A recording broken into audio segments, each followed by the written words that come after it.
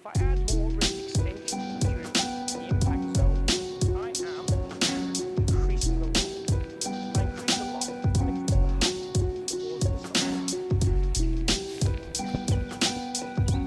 the height. Hi everyone, Alistair Davies here. Welcome back to my YouTube channel. Today we're looking at pitch shots, or chip shots as some people refer them to. So I'm going to give you two great methods to get you onto the green and close to the pin more consistently, to lower your scores, to improve your scramble ratio, to get you up and down more often than not, hopefully. So we're going to look at two different methods here today. If you like the kind of Jason Day, Steve Stricker style pitch shot versus the Sergio Garcia style pitch shot. And in an ideal world, how I'd want you to be able to have both in your toolbox to be able to use them on the course at different stages for different shots. Keep watching to learn how.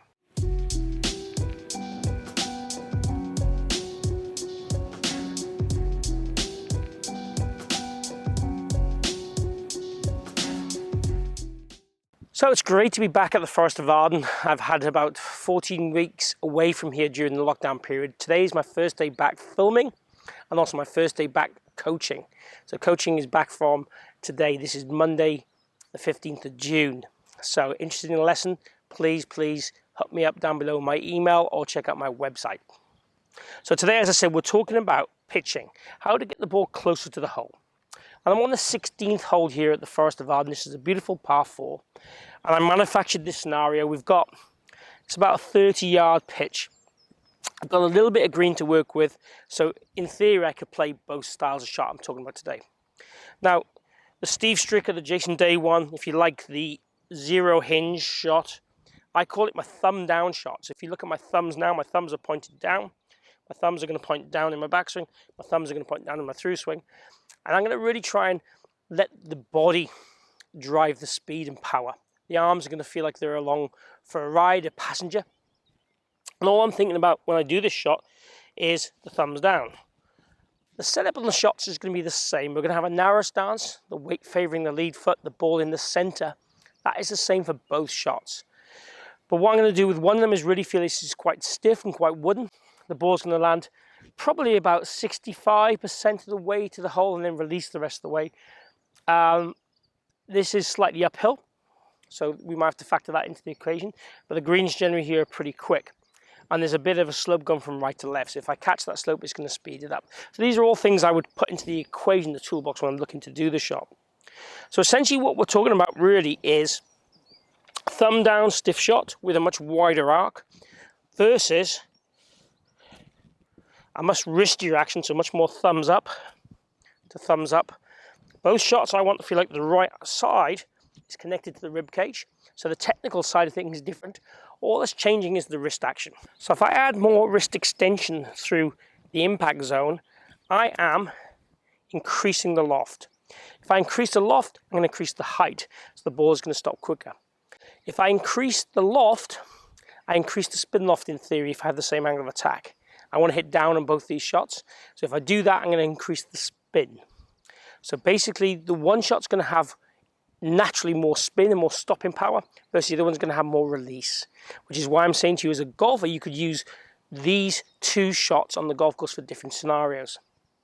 Ideally, if you can't master the more spinny one, you play the stiffer one more often for a more safety value. With a stiffer one, by the way, if you move the ball forward and preset the face open, it'll take more loft, it'll go higher and stop quicker than the basic version also. So let's go ahead and play the stiff version. So again, as I said, the ball's going to be in the center of the stance, a narrow stance, got 2 club head widths apart, weight 60% of the front foot, our head and sternum positioned kind of more towards the front edge of the ball. And then from there, keep it stiff. I've got a 58-degree wedge here.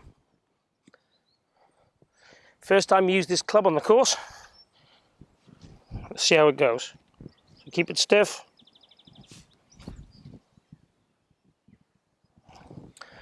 I was pretty happy with the execution. I landed that a little bit shorter than I wanted. Let's have another go. Let's try and add a little bit more body speed into that shot.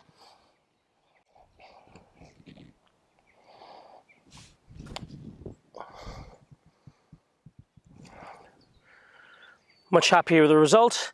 Again, as I sort of said in the intro, because it's uphill, it didn't release out as much as I probably wanted, but I also struck it really, really well. These wedges do spin a lot more than my previous wedges. This is the high toe from TaylorMade. Really impressed with the numbers I've got so far on TrackMan in regards to spin. That's my excuse anyway.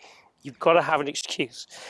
So we're going to go now for the more wristier version, which is certainly for me more comfortable for a longer shot. When I'm in a shorter scenario, I tend to find a stiffer one I'm more comfortable with.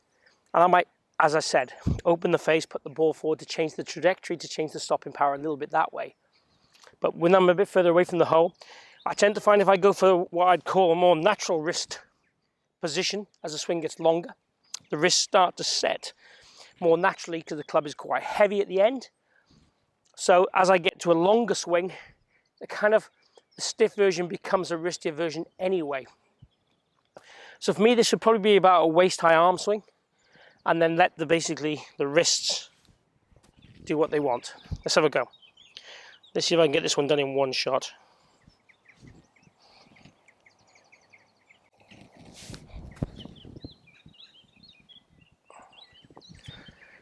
Pretty happy with the power. Just pulled it left a little bit and it caught that little swale we talked about. But I was pretty happy with the execution and the power.